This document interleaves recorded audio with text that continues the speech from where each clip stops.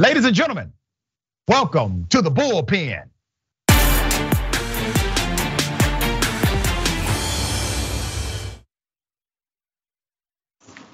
In the Bullpen today, we have Miss Jen Sidorova, commentator Young Voices, very impressive background and very smart person. Master of Arts in politics, political science, as well as economics, all right? So here we go. Jen, good day. Welcome to the show. Thank you for having me. Thank you for being here. Okay, we're gonna chop it up about American economic policy, winners, losers, left, right, etc. How those policies fare out for the average American, for the everyday American, should I say? And that's what really, that's what should be the focus. So if you would, give us your sentiment and I will opine. Yeah, I think that broadly conservative policies that generally support tax cuts, deregulation are better for working class Americans because they stimulate economic growth that is better for every American, including the working American. They do provide for upward mobility opportunities so that the future generations of working class Americans can live better than current generations. They do provide for less of a moral hazard, so people are actually motivated to go out there and create and do more work. And yeah, overall, they generally promote economic growth and decrease a burden on the taxpayers. And ultimately, we all get to keep more of what we earn. Okay, you got any data, any information you want to cite? Yeah, sure. So I think one of those, actually I'm gonna start with an example, with just everyday example. Okay. For instance, regulation. I do believe that deregulation is important because a couple of days ago, I found out that my friend from Buffalo, a working class city, she had her business shut down in North Carolina because of regulation on the braiding business. She had a mobile braiding business and it all got shut down. What kind of business is it again? It's braiding business. So she goes out to her clients at home and she braids their hair. Okay, so it's a braiding business. Yeah. The braiding business would typically fall under a state licensing regulatory agency because when you work in hair care, you typically have to deal with chemicals as well as individuals' health as it relates to proper protocol for cleaning, sanitizing, etc. And so the state will then say, in order for you to be certified to do this and to provide a safe haven for the community of customers that you have, there is a regulation to make sure that community and the company are both safe and free of liability.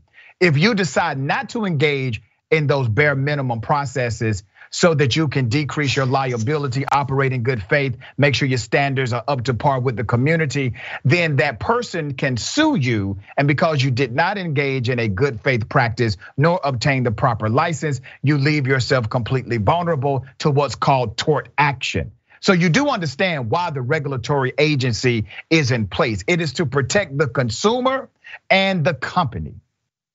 But I don't agree that it has to be that strict for all types of businesses, especially that one when they don't necessarily have to deal with chemicals. And in the state of New York, for instance, I am from Buffalo, we don't have that. But some states do that and some of them relax that. And I think such jobs that are craft jobs that people can do with their hands and everybody can learn, they should be accessible to more Americans because this is something simple they can learn and there's very little liability here because. But Jen, name the state again this was in. North Carolina.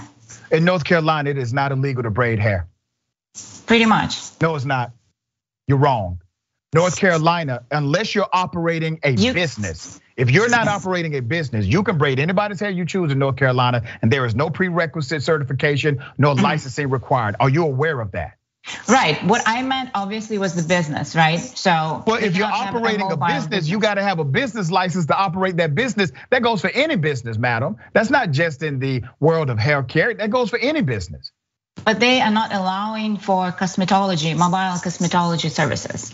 And cosmetology is an industry that requires a regulatory standard as any other industry you engage in as a business. You presented a case here, madam, that your friend is unable to go to somebody's house and braid hair. That's simply not true. And I'm glad I actually know something about North Carolina law as it relates to this, because you may have got one over on me if I didn't. But you can go to anyone's house and braid their hair in North Carolina. You cannot operate a business without having your business license or the prerequisite certification. Right, so you have to have a cosmetology license. Every business. That's what it is. Okay, so you don't want people who work, and listen, I go to a person that has a cosmetology certification. It's called a barber's license. I get my hair cut once every 2 weeks, right? West Side, Atlanta, big ups. So this barber has a certification. He has his license, right? You know why he has his license?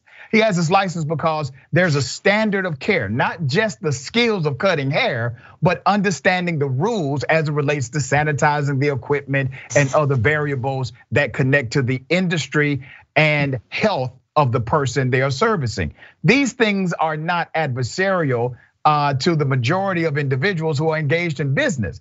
It's part of the great balanced approach to make sure we're keeping people safe while at the same time protecting businesses. If you engage in a business without those protections, madam, you open yourself up once again to 100% liability if something goes wrong, because you're unable to get insurance, you're unable to claim best practices, you're unable to have a defense. You are operating a legal company. So do you see how it protects the company? I see how there's very little liability in something like that. I see how it limits people just getting a job that they can easily get. And in New York, we don't have it, and nothing. I haven't seen any news on that.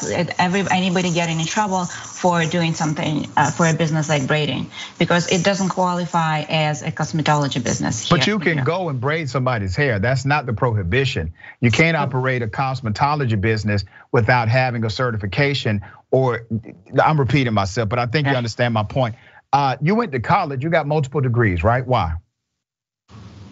Because I was interested in the kind of skills they provide. I was interested in math and science, and I wanted to do that. Thank you. But exactly. I could have gotten the job, similar to job that I have. That they provided. You wanted the skills they provided, so you had to undergo a course or a litany of courses in order to get that. Let's go back to economic policy in America. And I think I mentioned this to you before.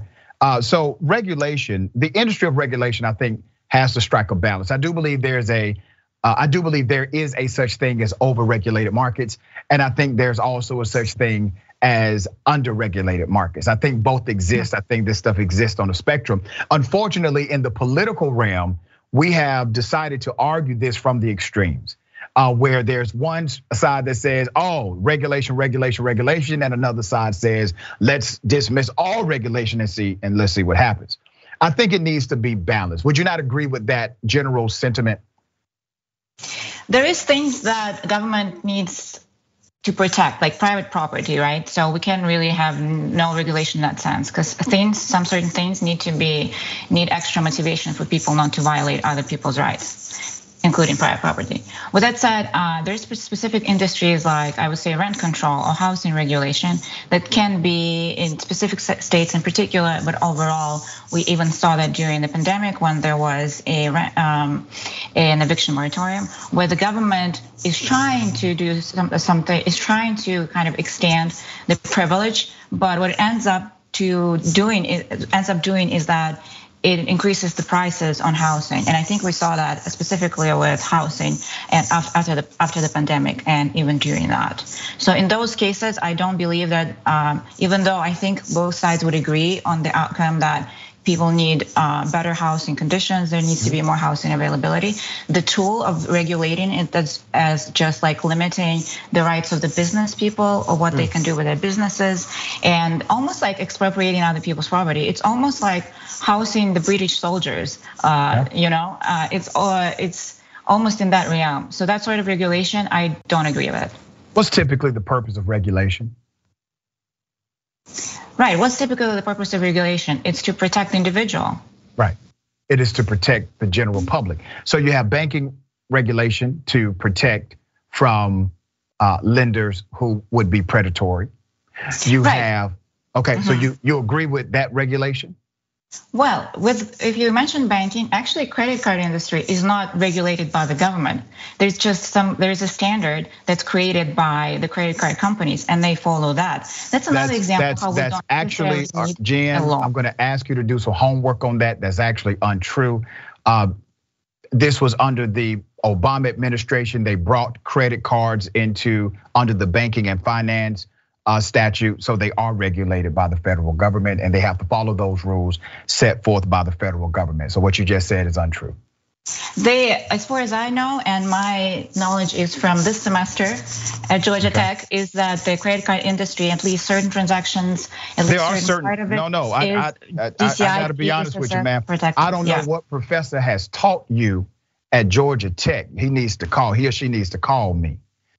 But the credit card industry is classified under financial services. Financial services is a regulated industry per statute, federal statute in the United States of America. Your professor done told you wrong. I am pretty sure I've checked this information. The standard is called DCI PSI, and that's how credit card industry.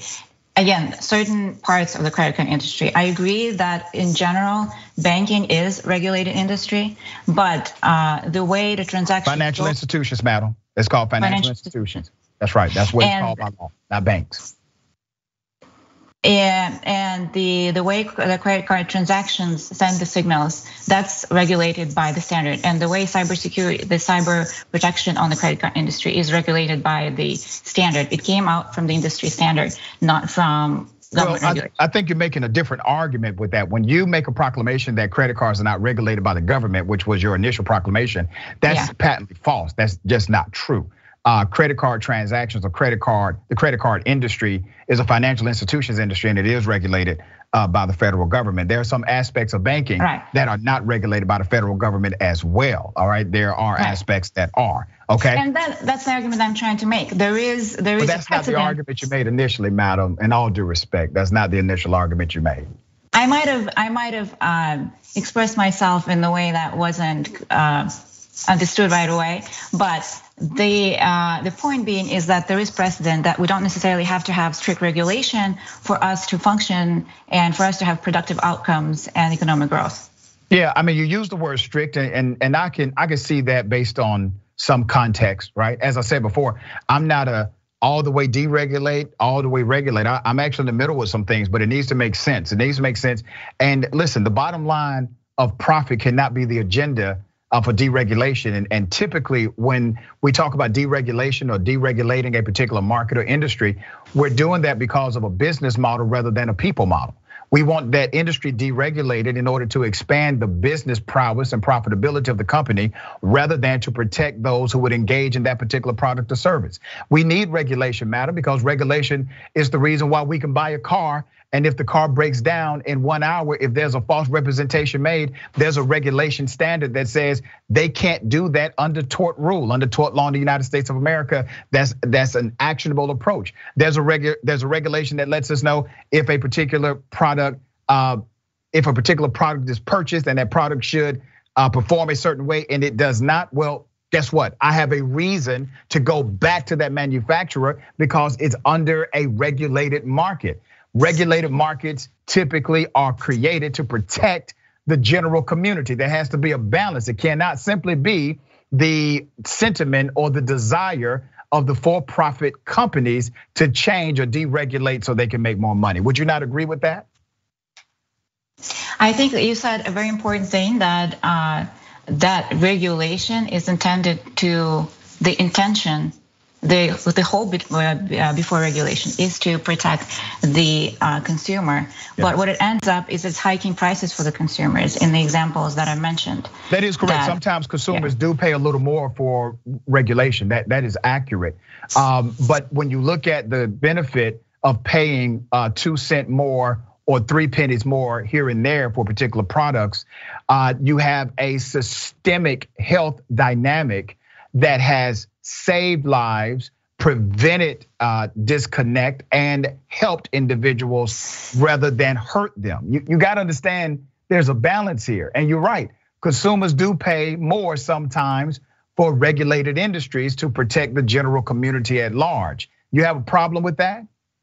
I do have a problem with consumers having to pay 10 to 15 to 20% more in housing because of the regulation. Where are you citing your numbers from? I'm getting mine from Pew Research that regulation will cause typically an American to pay between 2 to 5 pennies more per product. Where are you getting the 20%? Right, so you're getting that data is correct because it's from a wide range of industries.